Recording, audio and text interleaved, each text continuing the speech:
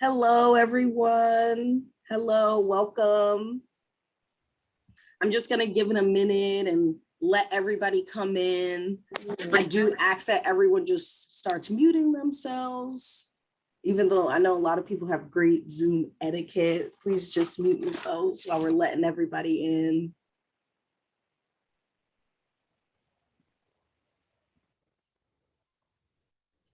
Hello, hello. It's good to see everybody. Okay.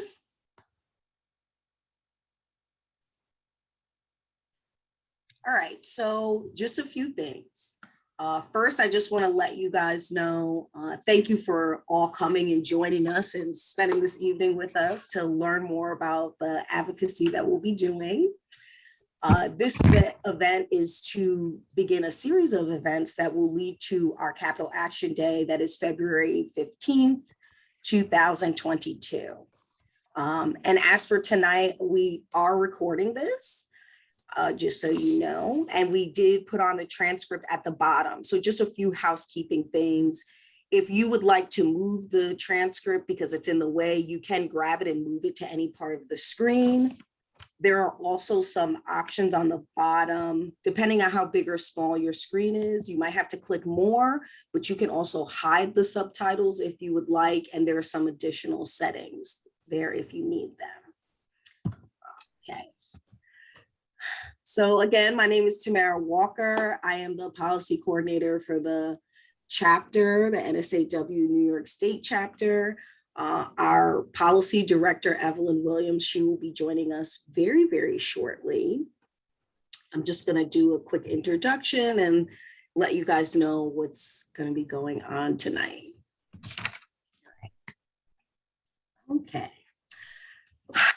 So we are very excited that you guys are here. And as I had said before, give me one moment. I'm very sorry. Amelia, can you just let them know about any other commands that might be helpful as far as housekeeping while I just address something that came up? Absolutely. And I apologize, everyone. My camera is off just because I have some spotty Wi-Fi. And when I turn my camera on, no one can hear me. But like Tamara said, thanks so much for joining us. I'm sure everybody knows how to use Zoom at this. I'm sure everybody knows how to use Zoom at this point, but I always like to go over some of the things that we might be using tonight. Like Tamara said, if you want to use closed captioning, click that CC. Sometimes there's a little caret on it. You can choose to hide your subtitles, view the full transcript, which pops up onto the right-hand side of your screen. You can change your subtitle settings, how large or small the text appears. And you can also drag and drop that closed captioning anywhere on the screen if it's in front of someone's face or it's in front of a part of the presentation. I know that this is going to be interactive, but during the presentation with Ms. Evelyn and Tamara, if you would like to put any comments or questions into the chat box, and then you'll be able to unmute yourselves and engage in discussion when that comes to that time during the program. Of course, you know, if you want to do any reactions, there's going to be things to celebrate. There's going to be things to get excited about during giving you these updates in this presentation. So feel free to use those reactions as well. As Tamara said, this is going to be recorded. So we're going to send this out to all those that registered who can't be with us tonight, and send it to all of our members and hopefully post that as well on our social media platforms for non-members too. So that's kind of a nice little overview of our Zoom. I think Tamara is just dealing with a technical issue, so I'm just going to ask folks while we're waiting for a moment, if you want to just put in the chat, why you registered, why you're joining us, if there's something in particular you're curious about, if you've gone to a previous Capital Action event with the New York State chapter, really just why you're joining us, what makes you interested in or gravitate to social work advocacy. And I know that Tamara will look forward to addressing those once she comes back.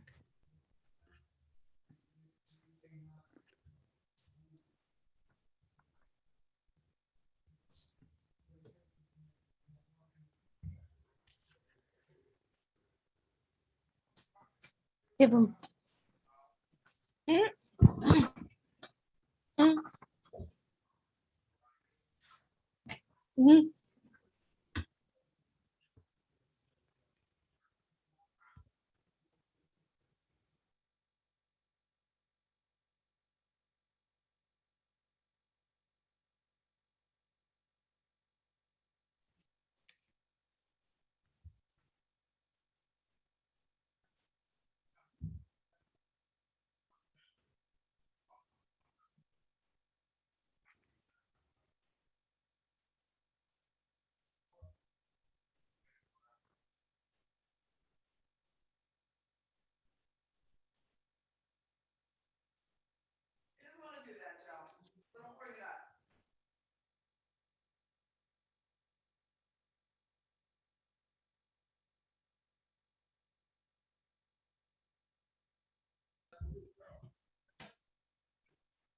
Awesome. I see that Hello, Danielle everyone. said Thank that- you so much, Amelia. I There we go. appreciate that. No Last problem. minute things come up sometimes. Sorry about that.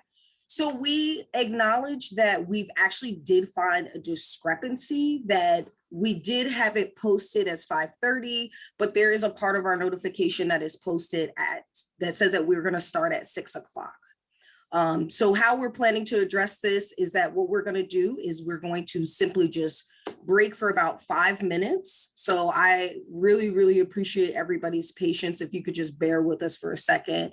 We're going to pause for about 5 minutes. And at 5:45, we'll start up. We'll do some introductions, and we will begin the content at around a little closer to 6. So if people have it confused that they'll come in at 6, they can get that. So other things, as I said, we are recording this. So if you have another obligation and you have to leave, we will send out the recording so you can get the ending of that. And then what we will also do is that if you have questions, right? We imagine that people have tons of questions and there will be more questions as the information comes. What we plan to do is that we will make time to answer questions at the end, but what we're going to ask is that people continue to put their questions in the chat, because what we will do is that we will collect those questions and we will try to answer as many of those questions for tomorrow. So we're just trying to find the best way to address everybody's questions and also respect you guys' time. I am very sorry for the discrepancy, but moving forward, right? So as I said, I'm just going to give it another 5 minutes and then we will start then. And if anybody needs anything, you can just let us know. I'm very sorry. Just give us 1 second. Thank you.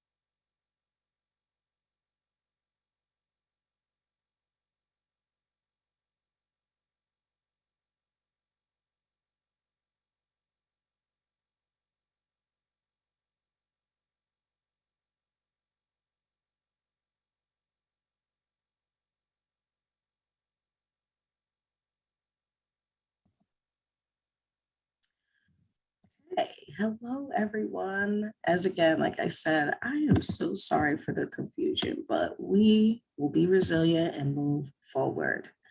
So as I said, my name is Tamara Walker. I am the policy coordinator. I just wanted to start by just kind of gauging who we have here. So what has brought some people here? Are you coming to just learn about our more recent Capital Action Day and maybe have had some past experience? I see someone in the chat talked about LEAD a bit, or are you here as just an informative?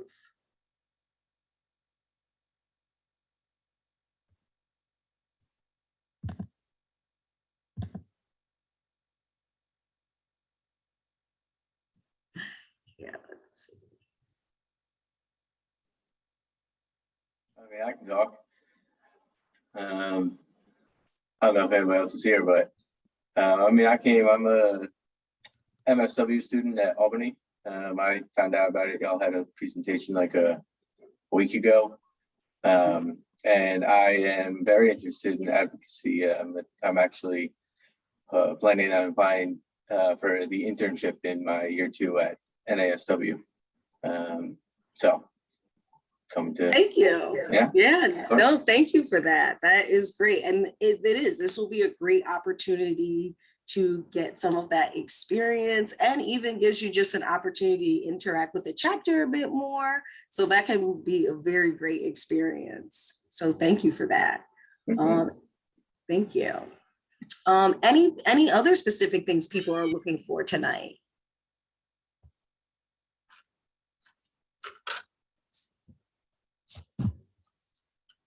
I see Danielle says that she's attended LEAD Day a few years ago, and she said also that she enjoyed meeting with legislators and wanted to learn more about getting involved.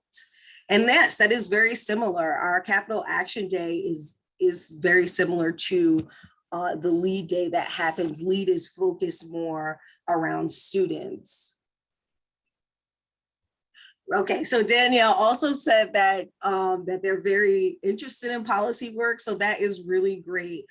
Evelyn has a long history of just doing this work, more specifically in the healthcare world, but she is a great asset to the chapter, and she has been teaching me a lot, and she continues to teach all of our members and our staff. So that is really great. I think you guys will enjoy that. Okay.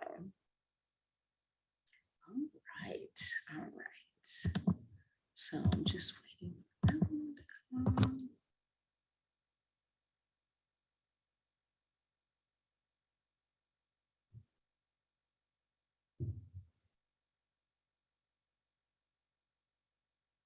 All right.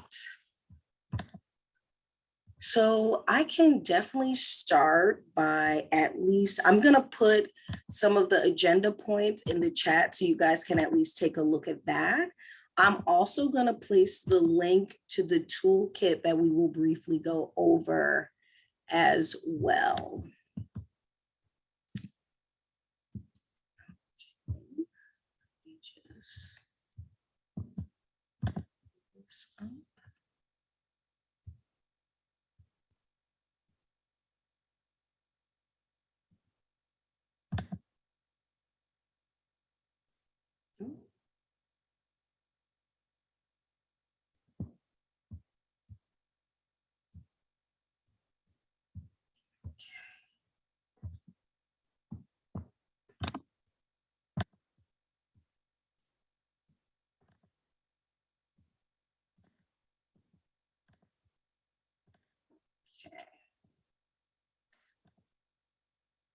So,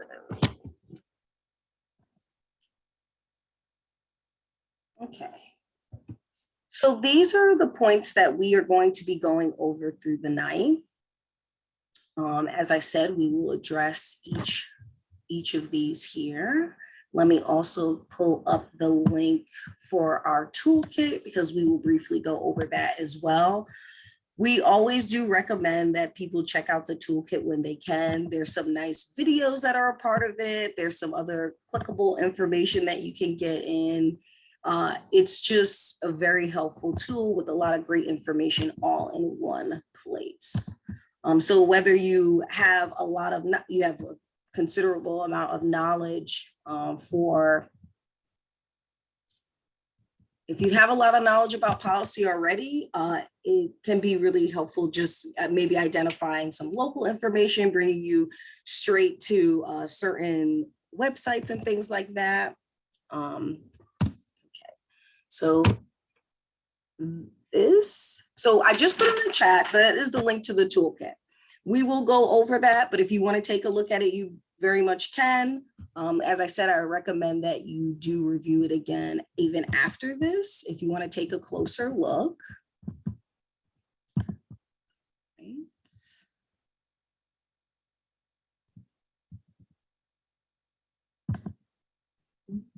And I still gotta put these bullet points in here.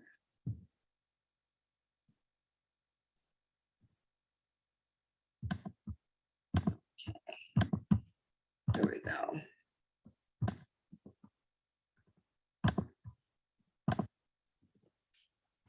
There we go. So this is just a collection of the things that we will be reviewing.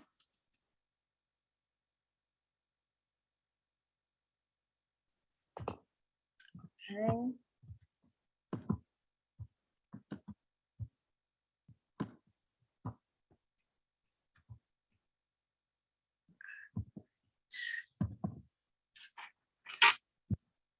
Also put the link to the website.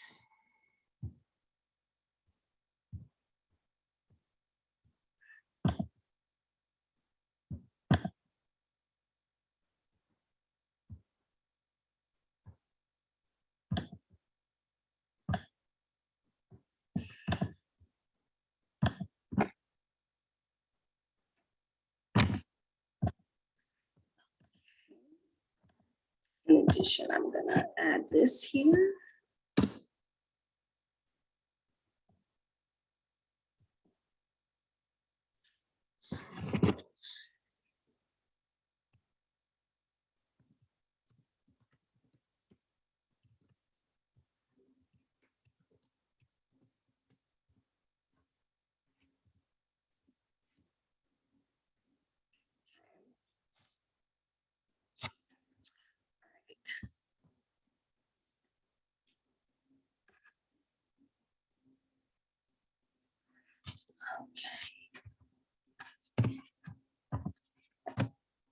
So the last thing I just put in the chat is just to the page to our new advocacy page. That's where we will continue to post our updates. That's where we also have the toolkit and other resources to kind of just let you know what our policy team does. We do have a longer list of just things that we do, such as different committees that we have that help support what we do for Capital Action Day. You know, our legislative priorities that we put together are completely member-led by one of our committees. So you could definitely check those things out. All right, and here is Evelyn.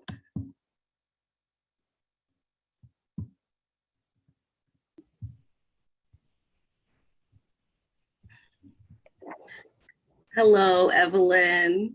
Hello. So Evelyn has just joined us. This is our policy director. So Evelyn, just so that you know, I've already placed some of our resources in the chat, our toolkit, the bullets that we will be going over today, and a link to our advocacy page. Great. Very good. We do have we have some people here that are students. We also have had some people that have gone to lead day and are interested in other activities. And in addition, we also have, we've also had some people that are not as familiar with policy, but still very interested in learning some new things tonight. Great. Well, I'm sure this will help everyone and generate interests or strengthen interests as we enter into a new legislative year pretty soon. And it may seem that it's far away now because we're in November, but you'll be surprised how quickly January will roll around, and already we're getting a sense of activity. And how I can tell is that we're in more meetings. The calendar just seems to be filling up. So that's also an indicator that, people are figuring out what's going on and what issues they might like to see addressed by the legislature. Also we have a new governor, which came in rather quickly, and she is setting a different tone. Her stance is different. And so there's also this uncertainty of what will be her priorities, and how is she going to interact with the legislature, what might be her budget priorities, how much will she support the existing, the New York State budget is in place, but it doesn't mean that things can be somewhat changed or the emphasis on how to disperse money can be changed. The other thing is that although some people are saying we are coming out of a pandemic, we don't know yet. Things are still in flux, although there are, people going back into in-person, and our Capital Action Day next year will be in person.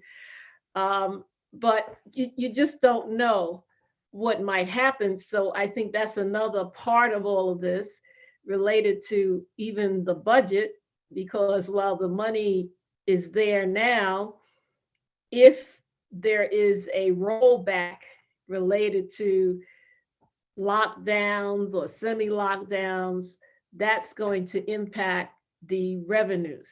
And so therefore there might want to be, they may want to cushion some of this money that's available to just be prepared for an unexpected type of statewide occurrence that could, seriously impact the revenue streams. So it's an interesting time. I think some people are, although excited about it, and we're also looking at a gubernatorial election campaign that's going to start in January or February. This is a lot going on at one time. So, I told Tamara has been with us since June, and I said to her, get ready to put on your roller skates because we're going to be doing a lot of skating pretty soon. So welcome everyone. Welcome everyone. Thank you for coming.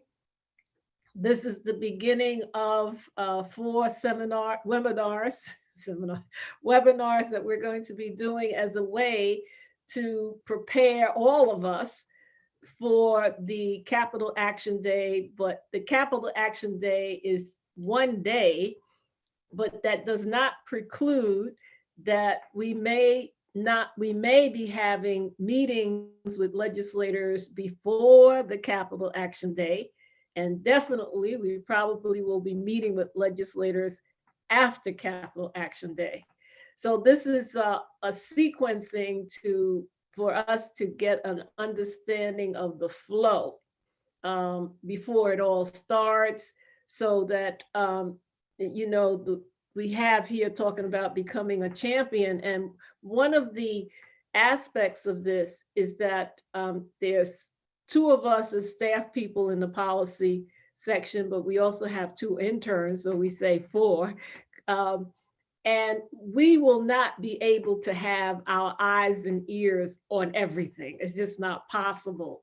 So part of this is for you to understand the process of what is going on, and that you too can help in terms of keeping your ears to the ground about what's being said, what political commentators are saying about certain things. And by feeding all of that in from different people, that will give us all an understanding of where we may need to focus.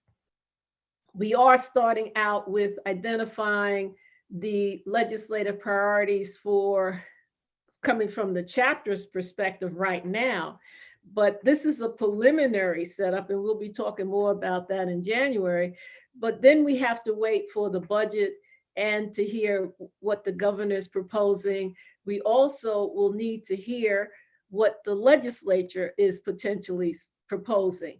And so therefore, our advocacy activities will not only be related to specifically to what the chapter has developed, but also we may find that there will be other things that are being proposed that we may be supporting or that we feel should not occur.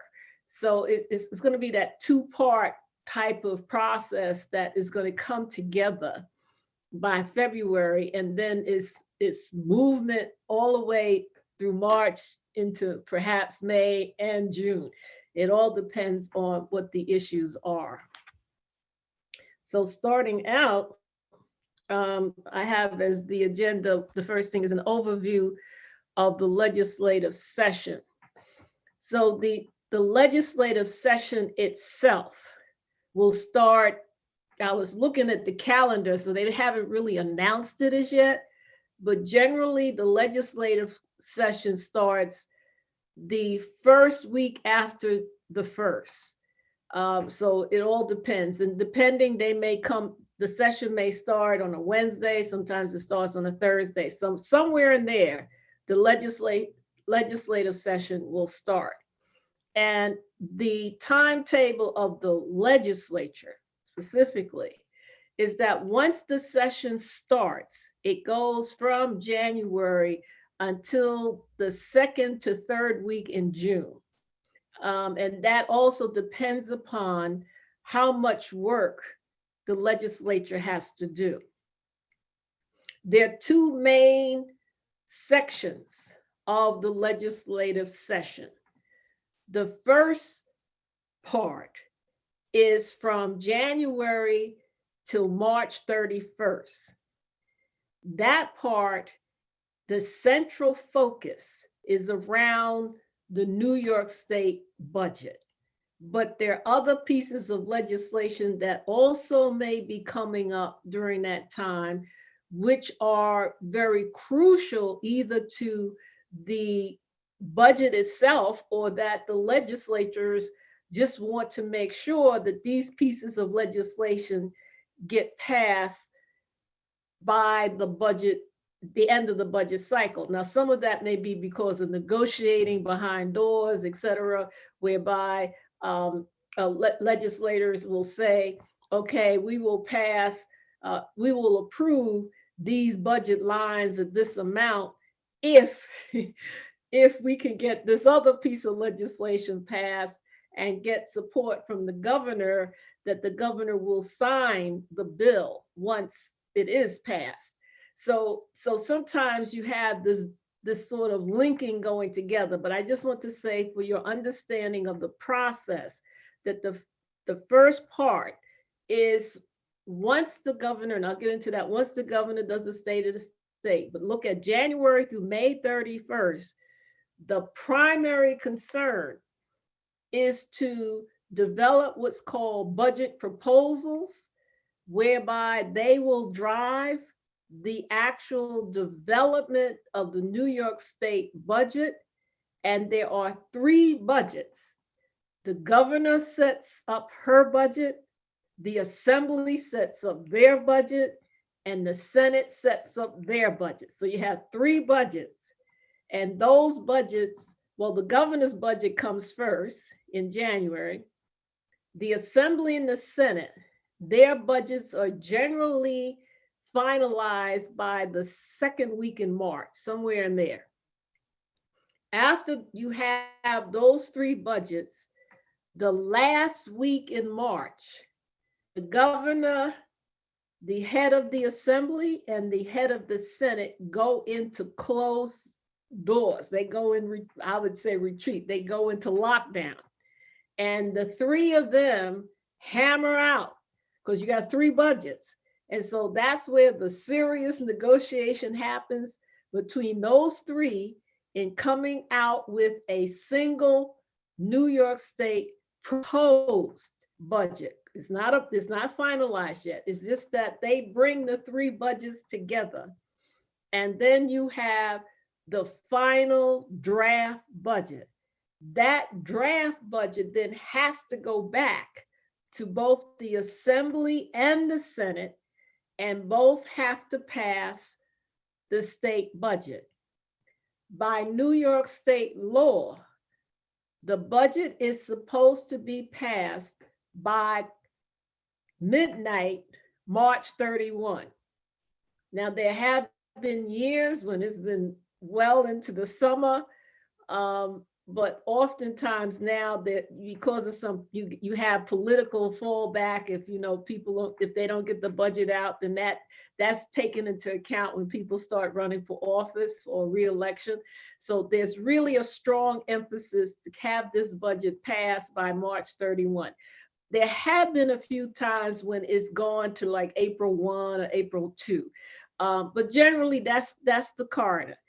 After the budget is passed, the legislature is still in session, because then they will pay attention to those bills that they are interested in passing, but can wait until after the budget process. And so from April then to June is when they pay attention to these bills.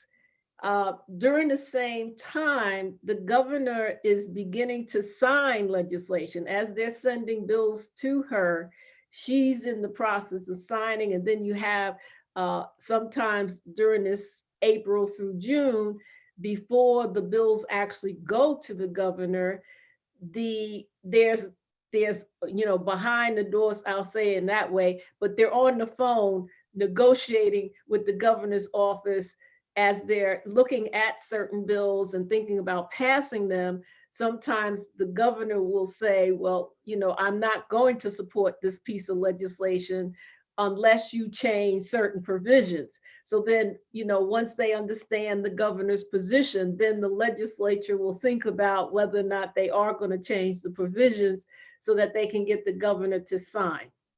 Other times they will pass it, even though maybe the governor, and Cuomo did do that, where he did indicate on certain pieces of legislation that he was not going to sign them.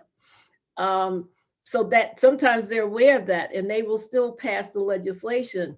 It is very rare if a governor vetoes a bill, and there's two ways to veto. One is to just veto. Another is what in Congress they call it pocket veto, is that the governor has 30 days to sign a piece of legislation. So if the governor just doesn't sign, now here's the thing, it's 30 days from the point that the bill is on the governor's desk. So it's not 30 days when the bill reaches the governor's offices, because it's when it gets actually on her desk.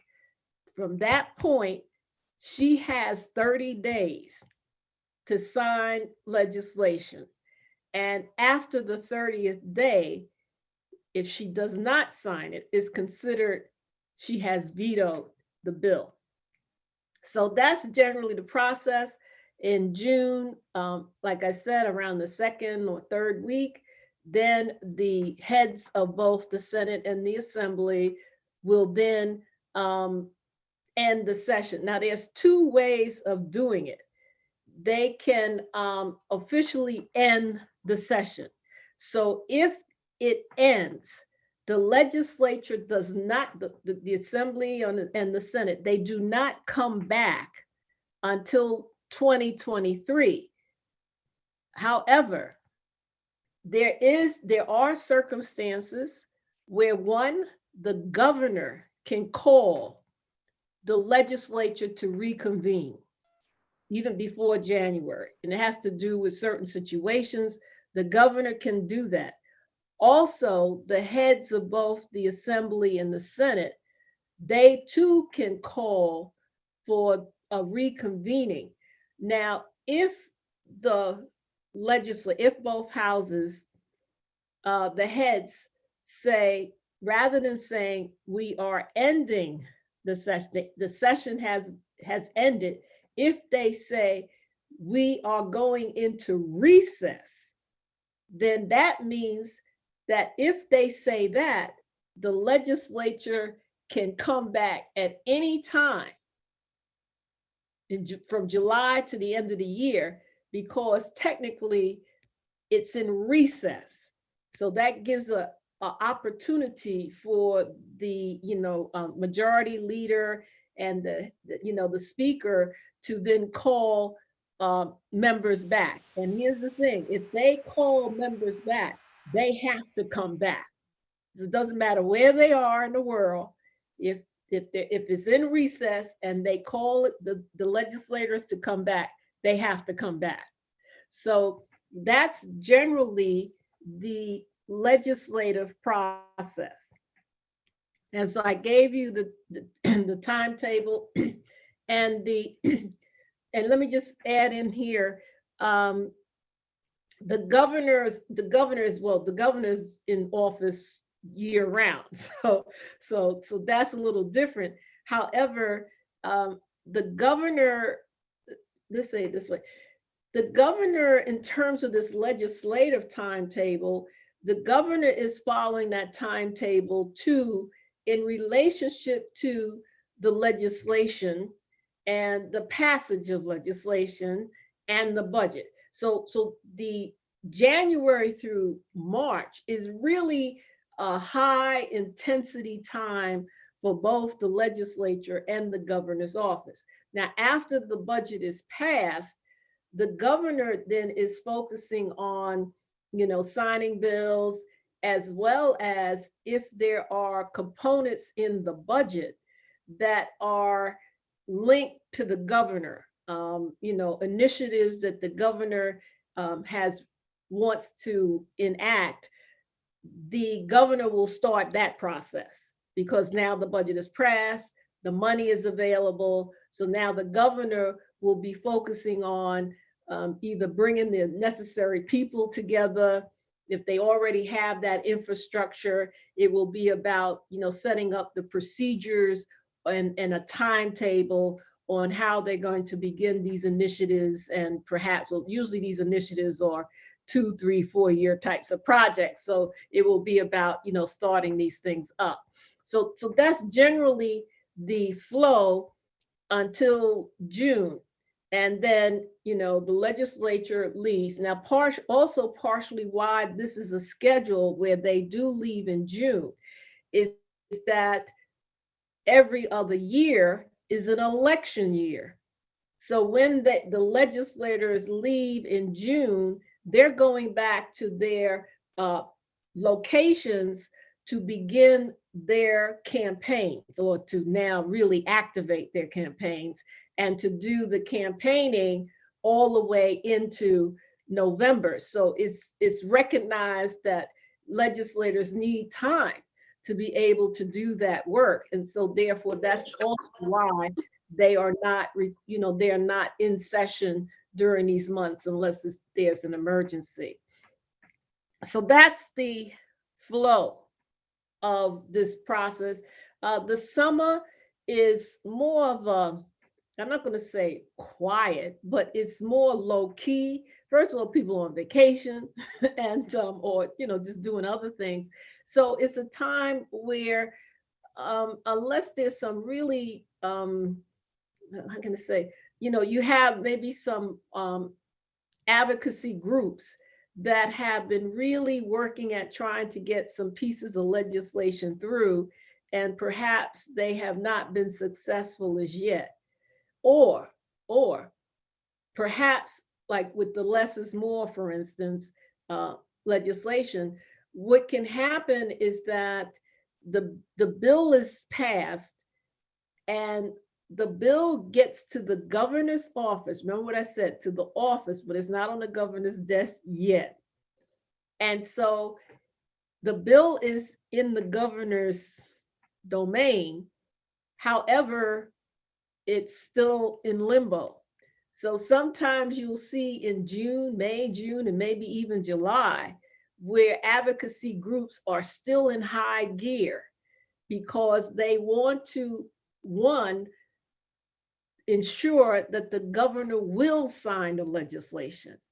And also sometimes if it's sitting, not on the governor's desk, but in that domain, they're trying to move the legislation to get it on the governor's desk so that it can be signed, and that therefore then it's law. So you will see some activity occurring in June, July, maybe even August, depending upon advocacy groups and their particular legislative interests in the bill, et cetera. But this coming year, let's just realize this coming year, because it is a larger type of election year, because the governor, we're going to be selecting a new governor. So a lot of attention is going to be paid, not only by the governor and her campaign people, but the legislature. You have some legislators who also, their seats are coming up.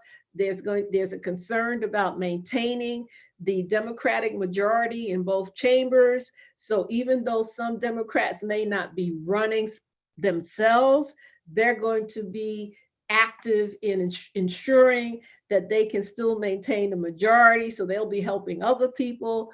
Plus, there'll be different types of activities around, people in terms of alignments on which gubernatorial candidate they're going to support. So this coming year is going to be even busier than this year because of, this election time. So that's the movement of all of it, just so you just have this sense of the rhythm. And why this is important is because if you think of the curve, the normal bell curve, when you're thinking about your own legislative agenda, what's crucial is that you want to be at the beginning of the curve. You don't want to find yourself that the curve is already peaked and now it's coming down the other way and you're just getting into advocate for your issues. It'll be, you can, there's no restriction, but the thing of it is, it could be a lot harder because, people's attention is going to be captivated around, what they think are the big issues that require addressing. So, if you're coming in too late, you'll find that oftentimes, unless it's something that is very, very crucial, or there has been a major incident related to what they're advocating for, that, it really calls for people to pay attention. And I'll use the analogy of, let's say if a profession is advocating for some change in legislation pertinent to how they do their practices, if you have, for instance, someone who dies because of the lack of appropriate intervention due to the lack of staff, that kind of thing. Now, something like that could change the agenda very quickly around the need to address this, because now someone has died because there was insufficient resources or inappropriate way of doing, the practice, et cetera. So that can happen, but I'm just saying, generally, this is the curve that happens. So you can think of it, January, the beginning of the curve. By March, you're hitting your crest, you're peaking in March around many of the issues. And then from March, once the budget is passed, then you start moving down, the other side of the bell curve. So that's pretty much the flow. So I first started on the legislature. Now we want to talk about the governor, because the governor is definitely a pertinent part of this process. And sometimes when you are advocating for a piece of legislation, not only do you do your lobbying with the legislators, you also do your lobbying with the governor's office. Because remember, the governor has to sign the bill. And so you want to get buy-in from the governor's office. And I say office because the governor has staff. And so generally you meet with a senior staff person because, just like in our jobs where we have departments and sub-departments and programs and those kinds of things, that's the same things in the governor's office. So the governor's office has, divisions. I don't know if they use that word, but they have sections. So if you're interested in education, there is a section of staff who focus only on education, who focuses only on legislation around education, who focuses only on determining money related to education. So if you have a piece of legislation that you want to move through the legislature, you also want to meet with, the senior staff who are working on education, because one, you want to see if there's money involved, you want to make sure you can get into the budget so that you can get some money. But also sometimes it's just that you want, you could be advocating for just more resources in certain school districts, not specifically any one district, but districts who maybe are underfunded. So you want to meet with the governor's staff as well to let them know why you are advocating for, more attention being paid to funding these, certain school districts. That's important because then the staff informs the governor, so that then when the governor is negotiating the budget with the legislature, hopefully the governor also will be advocating for your position. And then, you're doing it at the legislature as well. So hopefully when the two come together, they both are in harmony on your particular proposal. So that's how the governor plays an essential role, one of them. So in January, one of the things, and I'm advocating for everyone to do this, is to listen to the governor's state of the state. And that will be usually the second week in, well, it depends on how the calendar is structured, but early on, usually around the 11th or 12th, somewhere in the early teens, maybe even the 9th, depends upon Hochul and, how she is. But in the past, it's been around the 12th, 13th, somewhere in there. And the state of the state is a broad message. Talks about, the initiatives, what she is interested in. That is important because you want to know what the governor is pushing. One reason is that that's where part of the attention is going to be. But you also, if you already have your own proposals, you want to see if your proposals are in alignment with what the governor is presenting. Because if that's the case, then you say, okay, one click, we have one proponent, the governor. And then it could be general, the state of the state is more general. It's very macro. Talking this year, when Governor Cuomo gave his address, he talked about, he placed emphasis on improving the infrastructure of New York State. He also brought forth the green program around, conserving energy, new sources of energy, addressing pollution, those kinds of things. So that's how the state of the state is. The governor could talk about maybe that for this year, they feel that children, different, aspects of services for children need to be strengthened. So that's what you're listening for, is to find out what are the main initiatives that Hochul will be trying to impress upon the legislature, that funding needs to be placed in these categories so that her agenda can then be accomplished once the budget is passed. So that's the state of the state. It's a general, it sets the tone for a part of the legislative conversation. Because you want to understand, and I like using this word of conversation. Sometimes people think conversation is just when you're talking with your friends, but conversation is just conversation wherever. And so that's important because when she gives certain proposals, what she's doing is she's directing the conversation to certain arenas. And that means that the attention goes there. And where the attention goes is where the bills come from and where the money appears, etc. So that's why you're listening to the state of the state, to get this sense of what is she trying, what is she trying to push? And I would say it that way. What is she trying to push for her in her agenda? The other part of that then is that not only is she giving this state of the state for you to hear this, but she's giving her state of the state because she's going to want New Yorkers to support her. So that's the other thing. She's speaking to all of us. And what she is hoping that there will be a significant number of us who will say, that's a great idea. Yes. And then we will start advocating to the legislature to make sure that this happens so the governor can do what she wants to do. So that's her strategy. Now, after the state of the state, which is general, sometimes the governor will give out numbers. I remember Cuomo, he was talking about the infrastructure center. It was like $30 billion. I was like, okay. My first question was, where's he gonna get that from?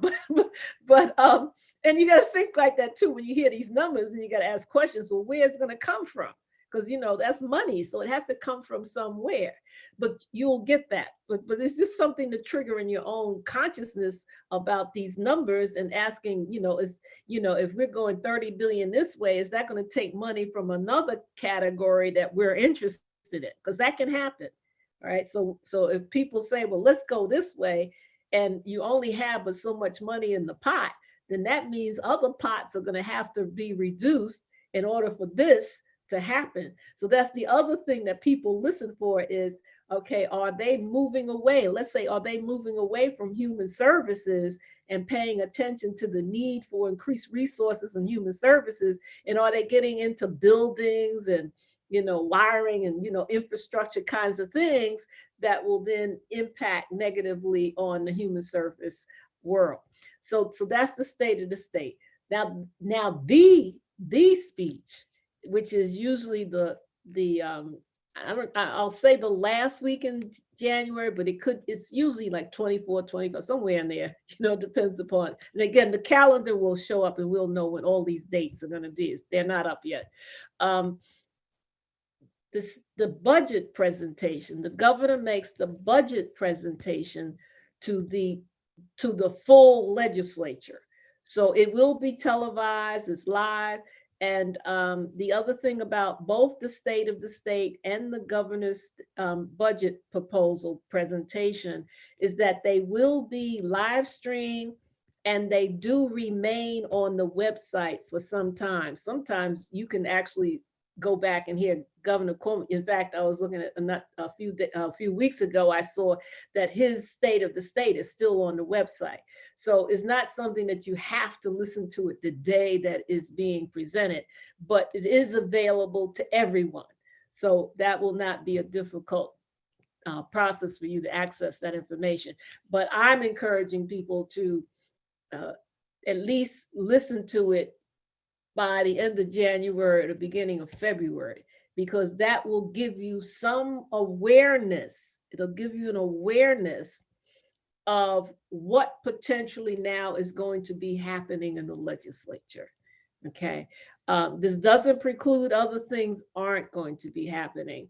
But remember, the New York State budget is very important and it's an essential component to anything that happens in New York State in terms of programs and activities, because everything requires money. And so therefore, it's just a very essential part of this advocacy process is to be able to talk about money specifically. And we will be doing more of that in the future.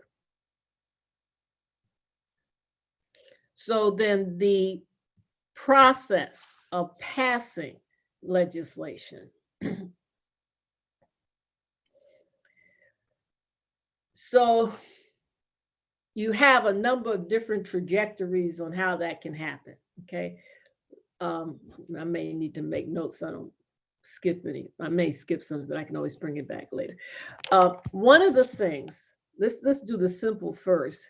And the simple is that there are pieces of legislation that were introduced in 2021 that have not been passed.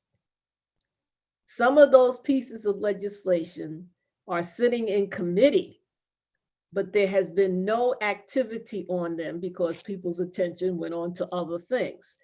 So now going into 2022, one of the decisions will be of these pieces of legislation that were prominent in 2021 that were not passed.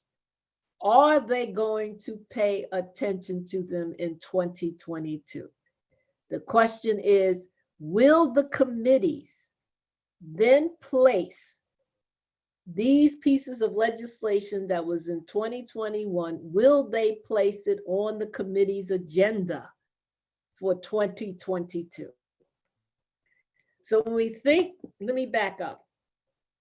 When we think of legislation, there are ways in which legislation can come into the legislature. The most obvious that people are aware of is that you will have a legislator within the state legislature. They will create a bill. You know, sometimes they create bills for their constituents. And so they create a bill. That bill it has to go to the Speaker of the Assembly and the Majority Leader of the Senate. And those two people determine, well, it gets a number. And after it gets a number, then the two leaders will first send the bill to Rules Committee. There's such, they call it Rules Committee. And the reason why any piece, all legislation, so there's not a piece of legislation that doesn't go through this. It goes to Rules Committee because they have to make sure that the way the legislation is written, that it doesn't conflict with the New York State Constitution. You cannot create a bill that goes against the New York State Constitution. It's just like the US Constitution. The only way you can change and I'm not as familiar with the state process, but with the federal process, your legislation can be challenged, but when you write the legislation, it's supposed to be in line with the New York State Constitution. Now, once that is created, and I think there's some other procedural things that the Rules Committee does, then the leaders of both chambers are informed, you know, that it's okay, whatever. And then each leader will make the decision on which committee this legislation will be assigned to. So it depends. Now, obviously, we would say that if the legislation is about education, it should go to the Education Committee. Not all the time.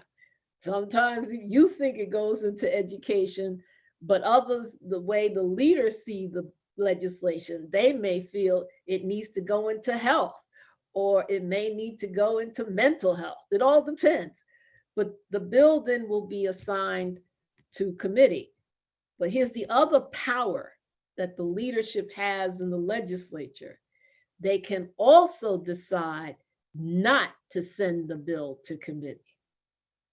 So that means the bill is sort of in limbo, you know, and it has a number, and it's on the register that, you know, this bill exists and here's the number and here's the sponsor, but that's where it ends for now. It's just there. And until it gets to committee, technically the bill is dead. Well, let's just say in pause.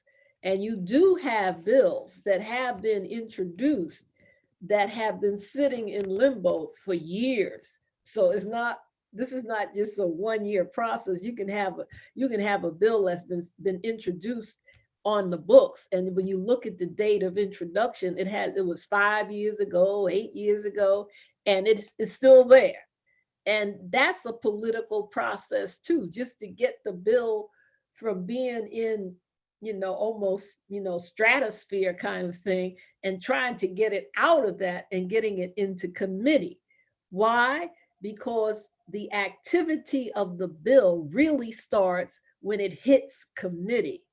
Because once it hits committee, then you have committee chairs. So all the committees in both chambers have chairs, and the chairperson is the one to decide which pieces of legislation will go on the committee's agenda for review, discussion, and then eventually voting. So that's the power of the chair, who can determine what we call the movement of the bill. Some bills will die in committee. We say that. We say they die in committee. Why? Because they get to committee and that's it. Nothing else ever happens. It's just gone. What some people will do when that happens with their piece of legislation is that sometimes what they will do, sometimes they'll meet and try to find out why it died in committee. And if it's something that they can rectify, maybe they need to do some language changing, or, maybe if they're asking for money, they need to modify that, So sometimes there's things you can do, but what you have to do, if something is dead in committee, the next legislative year, you can reintroduce it again. But to have a bill introduced, it has to have a sponsor, and the sponsor has to be a legislative person. So the public can write bills. It's not just the legislators. We can write a bill. The thing is, after we write it and we feel that, and usually you have lawyers involved in this process so that it has the appropriate legalese language and it conforms with, various, state, guidelines, then you have to find a legislator who will sponsor the bill, because the bill has to have a sponsor, and that is a legislative person. The thing of it is, you have to have two sponsors. You have to have a sponsor in the Assembly, and you have to have a sponsor in the Senate, because remember, a bill has to be passed by both chambers, not one. So therefore, you need this support going on in both avenues. So that's another way that a bill can appear in the legislature. And once it's in committee, then that's the next cycle, whereby it's hoped that at some point the committee will have an opportunity to study the bill, talk about the bill. Oftentimes some committees, depending upon the legislation, will actually hold hearings. And these hearings are generally for the public or for parts of the public, so that they will hold hearings because they call it getting expert testimony.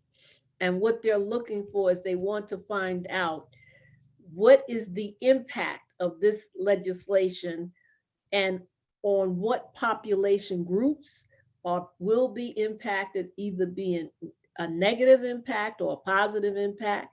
They also want to find out about the infrastructure and whether or not, once this bill is passed, is the existing infrastructure capable of then implementing the legislation.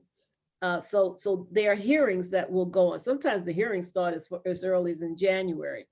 And so you have hearings. And so from these hearings and from, advocates, this is when advocates are meeting with they not only may meet with the chair of committees, but they may meet with, sometimes what we do, you blitz the entire committee, because you want the votes from committee members so that they will vote yes, so that the bill will pass in committee.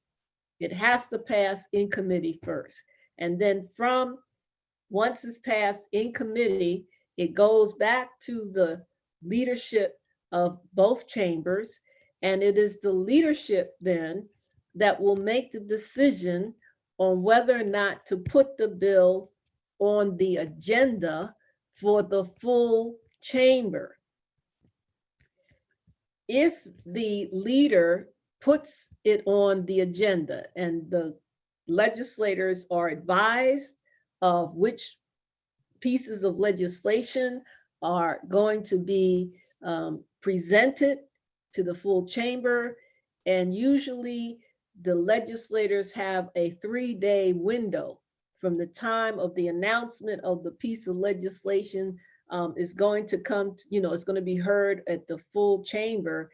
The legislators have 3 days on which to review the legislation and maybe talk to people, whatever, so that then when they have discussion on the legislation 3 days hence, the full body will have some knowledge, because the legislators can't keep up with all these pieces of legislation.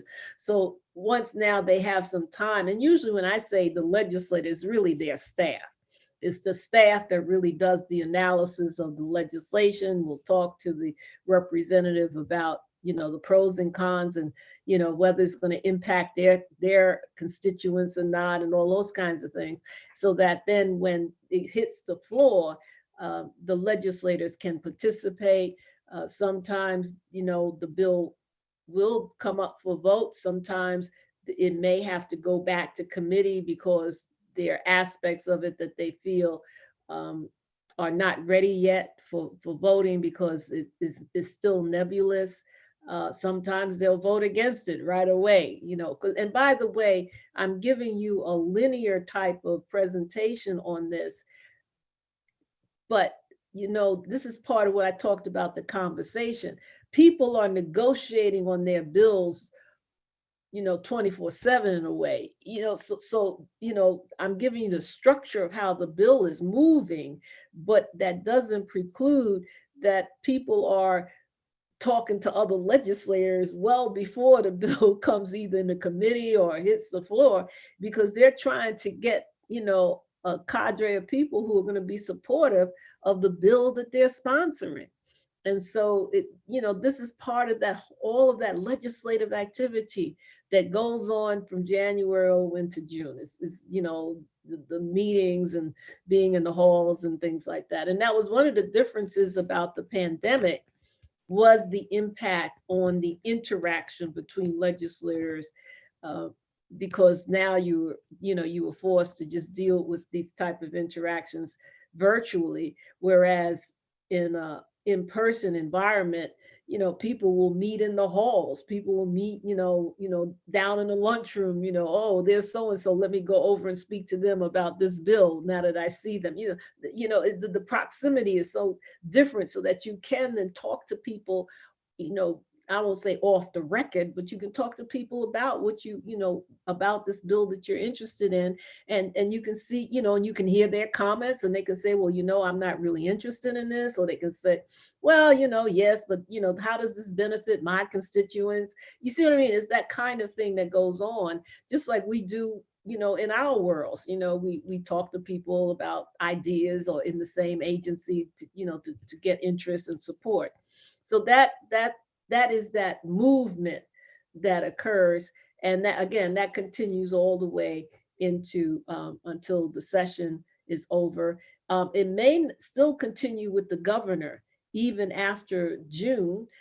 Sometimes things, and by the way, it doesn't, I'm giving you the start at the legislative level and going through and then to the governor, but other times it can start at the governor and then come back to the legislator and go that way and then come back up to the governor again. So nothing is carved in stone in terms of there's only one pathway. There are mutual pathways that are happening at the same time. So this is why I was saying, about keeping your awareness to, just keeping it open, because there's just so many different ways of how things can occur and how bills can pass that is not the formal process, is the informal process that can be very, very powerful and can eventually have the influence of stopping a piece of legislation such as the Health Act, which was stopped one day before the legislature adjourned. And it was due to be passed. I mean, there was a lot of support on both chambers of having this legislation passed. And the day before it was on the Senate side, it was removed from the agenda. So that meant that there was not going to be any vote on the Senate side, which then means that it doesn't pass because you need both chambers to approve it. So you see, it's a very dynamic process. It doesn't preclude that the public can't be very powerful. Some of the pieces of legislation that has been passed has been done so by people like you and I, not lawyers, not, people with a lot of credentials and lawyers and corporate execs. And we tend to think that those are the people who are really doing the wheeling and dealing. No, these are people, you and I, who just were very fastidious in every session, just keep at it. And for some of these bills that may have taken them 5, maybe 10 years to get something passed. But sometimes that's what it takes, that it takes some time, but you just keep at it. It's like water on a rock. If you drips of water on that rock, after a while, you start seeing the rock wearing away. And that's what can happen in the legislature as well. Some things can go through right away. Everybody, yeah, okay, let's be. And then other times, you just have to keep working with people for a period of time, for a long period of time. And then, you can be successful. So I don't, I could keep going with this, but I want to give Tamara some time because she's going to go into some other aspects of the agenda.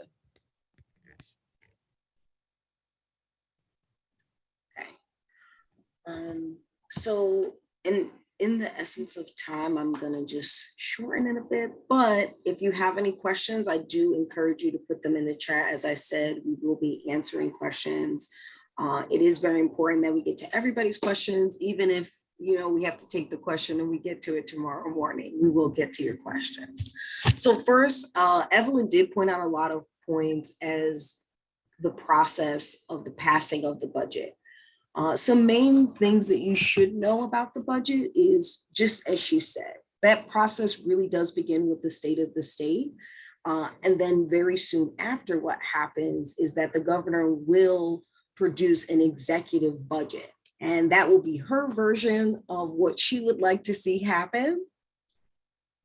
And then the legislature, they also will create their own and also have comments and different things of this nature. So that's why it's so important that Capital Action Day sits where it sits. We're having it in February before a lot of these negotiations are solidified.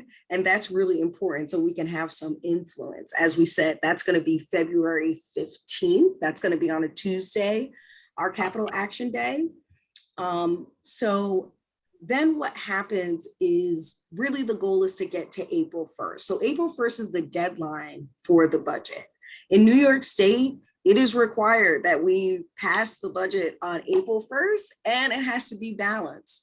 Those two pressure points make it very important. And a lot of our senators and assembly people will use this as a campaign point that they were helped pass the budget on time, because if the budget does not come out on time, the bills for the state are not paid, and it becomes a very big issue. So this is really important, and it does become an urgent matter on Capital Action Day, and it is very important. So the governor's going to come out with her budget, and then it goes through committees, just as Evelyn was talking about the importance of those committees, and they will go behind doors, as she said, in a retreat, in a sense, to negotiate this budget because it has to be agreed upon and go through the legislature. They have to vote on it. It has to be passed. So there has to be some kind of mutual agreement.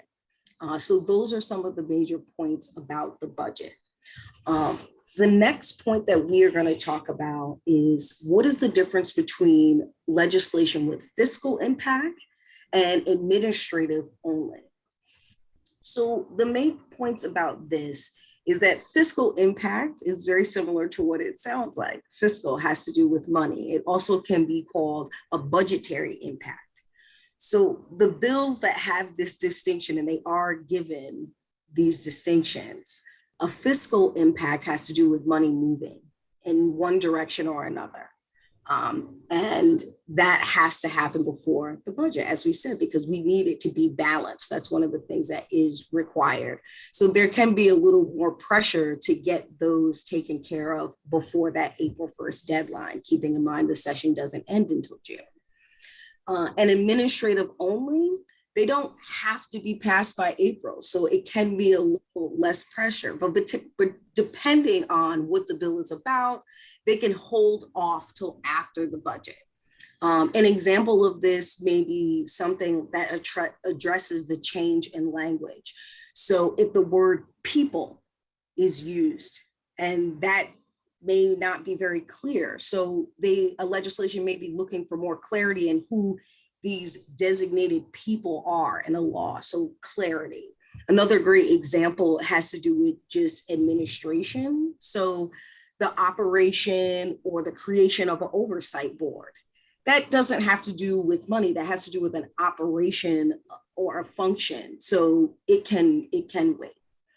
I will put it out there that there is a disclaimer. It does not mean that a bill that is administrative only always is passed after April. They can be passed earlier if it is something that is important, but we just wanted to make sure you understood those distinctions and how they vary and some influencing factors.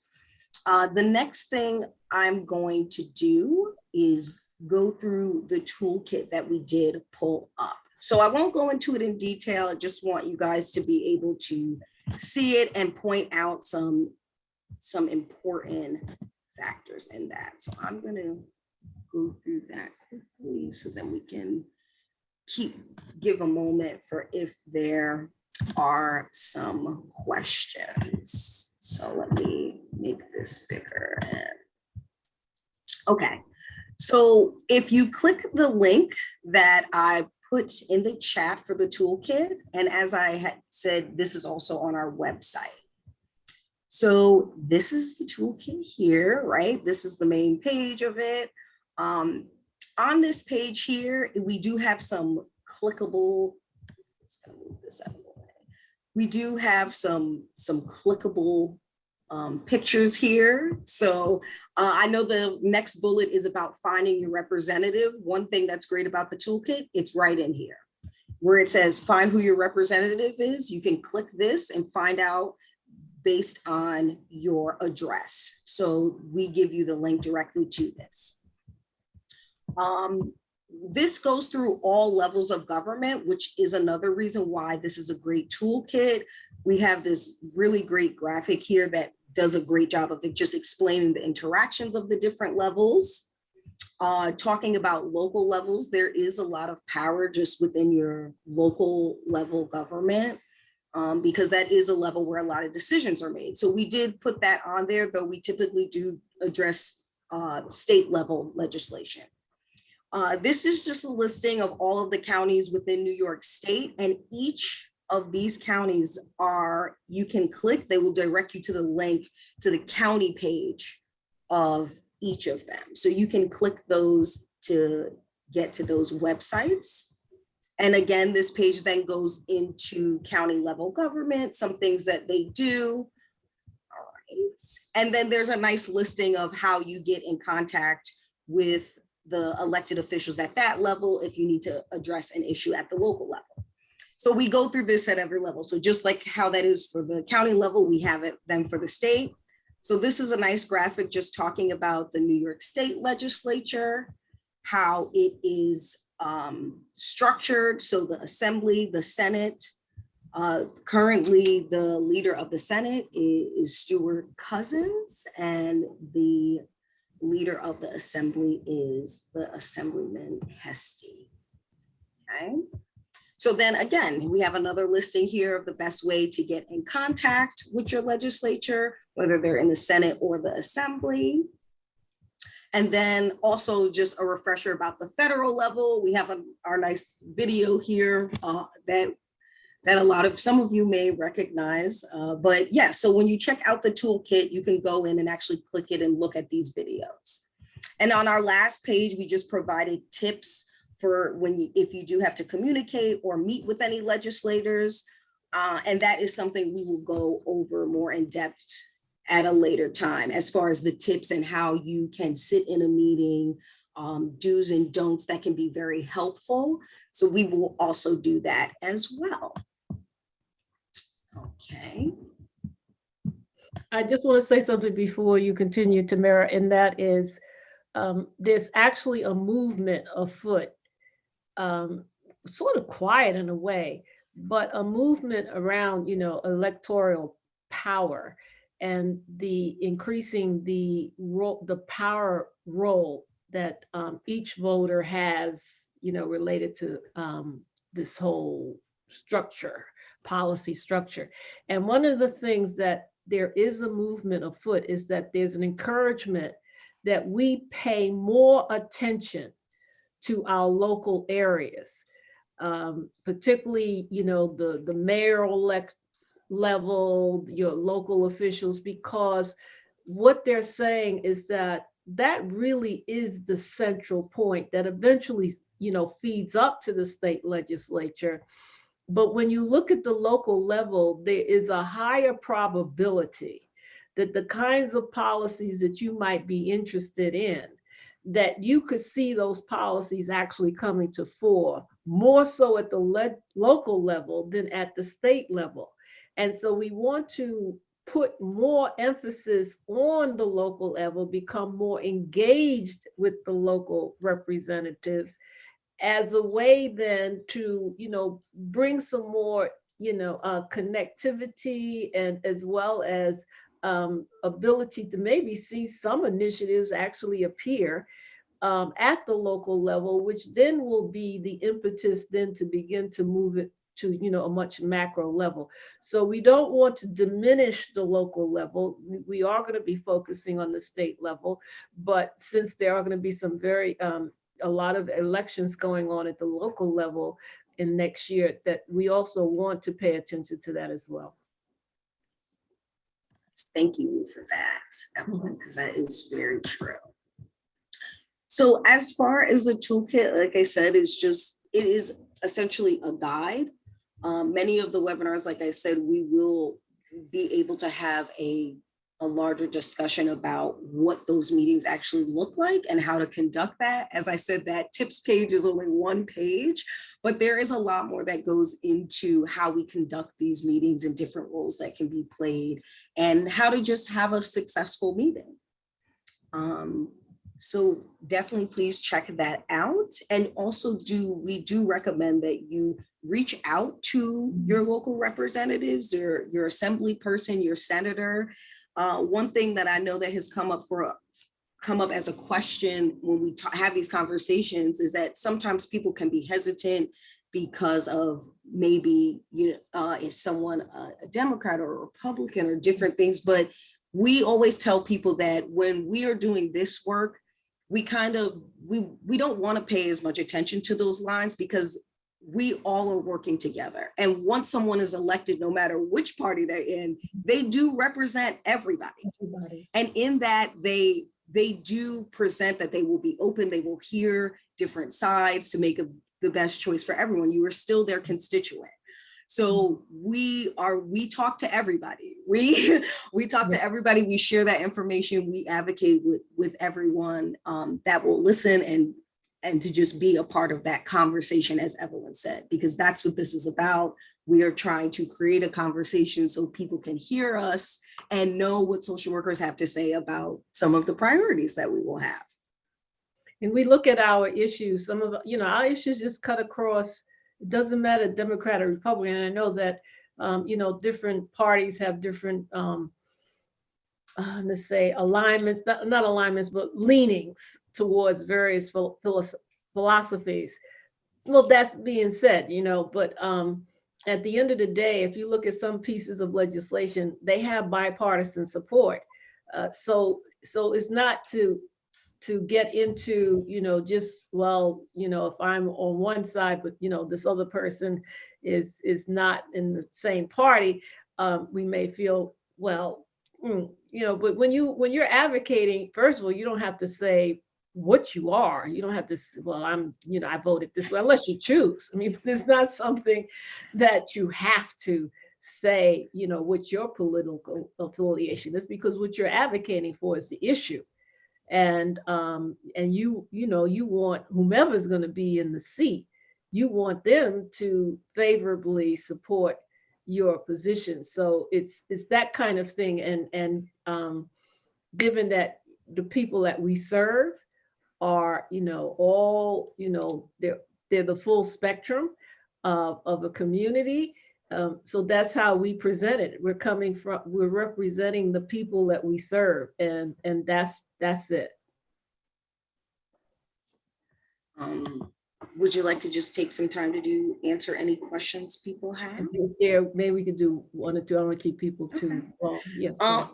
If anybody has any questions, you can either unmute and ask your question or place a question in the chat. We're just going to take one or two questions when anyone's ready.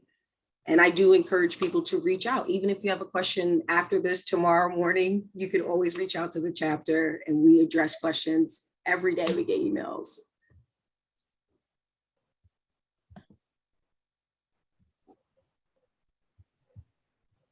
Oh, wow, that must have been incredibly clear.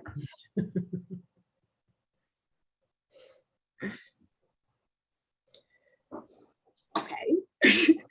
Well, if there are no questions, we are going to end the event. I will just remind you that, just as we said, Capital Action Day will be February 15th.